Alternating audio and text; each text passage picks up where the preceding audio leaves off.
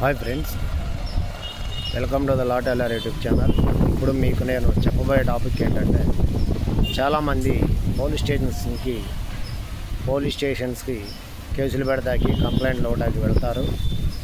వెళ్ళినప్పుడు పోలీసు వారు ఆ కంప్లైంట్లు తీసుకోకుండా డిలే చేయటం, లేదంటే ఇద్దరిని పిలిచి మాట్లాడతాననటం, ఇలా వాళ్ళ యొక్క పద్ధతిలో వాళ్ళు బిహేవ్ చేయటం, సరిగ్గా మిమ్మల్ని పట్టించుకోకపోవడం లాంటివి చేస్తూ ఉంటారు. అటువంటప్పుడు మీరు నేను చెప్పిన పద్ధతిలో కంప్లైంట్ అనేది ఫార్వర్డ్ చేయండి. మీకు మీ కేసు యొక్క అభివృద్ధి అనేది ఉంటుంది. మీ కంప్లైంట్ అనేది కేసుగా కట్టడం జరుగుతుంది. విచారించి ఫర్దర్ స్టెప్స్ అనేది తీసుకుంటారు.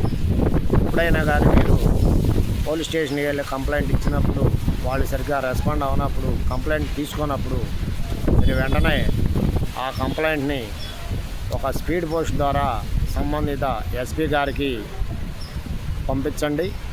అదేవిధంగా అదే కంప్లైంట్ని మీరు ఏ పోలీస్ స్టేషన్లో అయితే కంప్లైంట్ ఇవ్వాలనుకుంటున్నారో ఆ పోలీస్ స్టేషన్కి స్పీడ్ పోస్ట్ ద్వారా మీ యొక్క కంప్లైంట్ని ఆ ఎస్హెచ్ఓకి పంపించండి.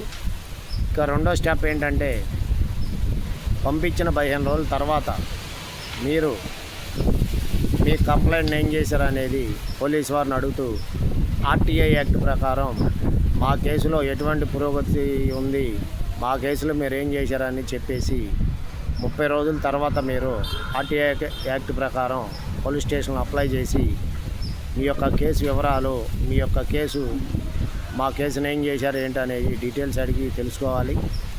తెలుసుకుంటే వాళ్ళు మీకు చట్టపరంగా వెంటనే స్పందిస్తారు.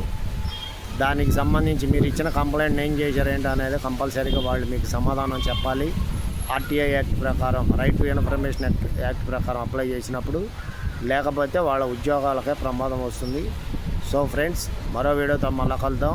Until then bye friends.